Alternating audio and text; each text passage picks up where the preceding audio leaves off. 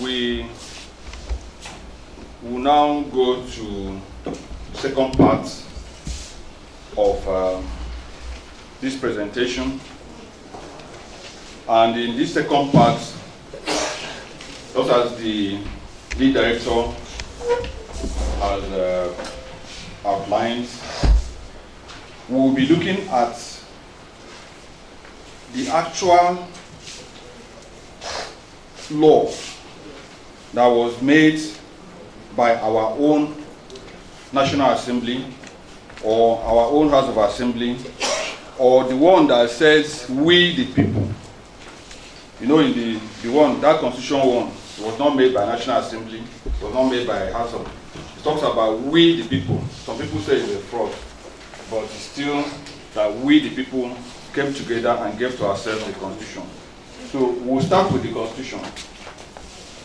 And we are all aware that in this country there is a constitution, and that this constitution is the supreme law of the land. In fact, I call it the most important legal document.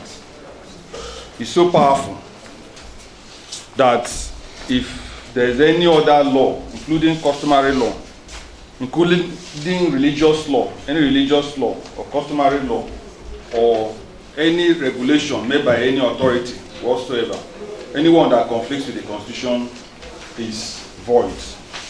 If it's the whole thing that conflicts with the Constitution, the whole thing will be void.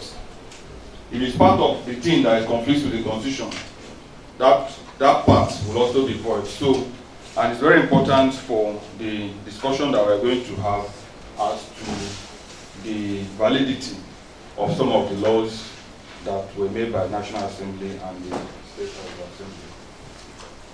So, having made the point that the Constitution is the most important legal document and is the ground norm, we also know that the executive, the legislature, the judiciary that we have today, they owe their existence to the Constitution. The agents, the MDS, the law enforcement agencies owe their existence to the Constitution. So, and that is horizontally, the Constitution creates the executive, the legislature, the executive, and the judiciary. As we are here now, the law enforcement agencies were inside the executive, we execute the law made by the legislature. Then, also by way of vertical arrangements, we have the federal government, the state, and the local governments. So we'll be looking at human rights under the Constitution, because you remember that when we were looking at the international standards, member countries of the UN and even the African Union, they were mandated to use their national laws to give effect to the provisions of international standards. Particular reference was made to the Constitution, that countries should use their Constitution to give effect to the international standards. International standards such as the right to freedom from discrimination, the equality of persons. So we'll look at our Constitution to see to what extent it has given effect to the provisions of those international standards or made other provisions for the human rights of the citizens. So, like already pointed out, when we're looking at international standards, I reminded us that the international human rights, they are divided into two categories.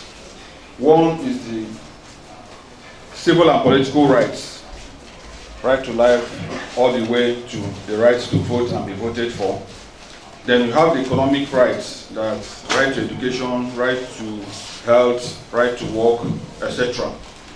So, and that is what is replicated in our Constitution. Our Constitution is also divides human rights into two parts.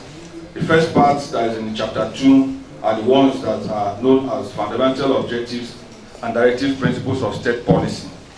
Those ones are rights like the right to education, the right to health, the right to work, the right to enjoying the cultural, the environment, and such other rights that are not enforceable. Those ones are in the first part, the chapter 2.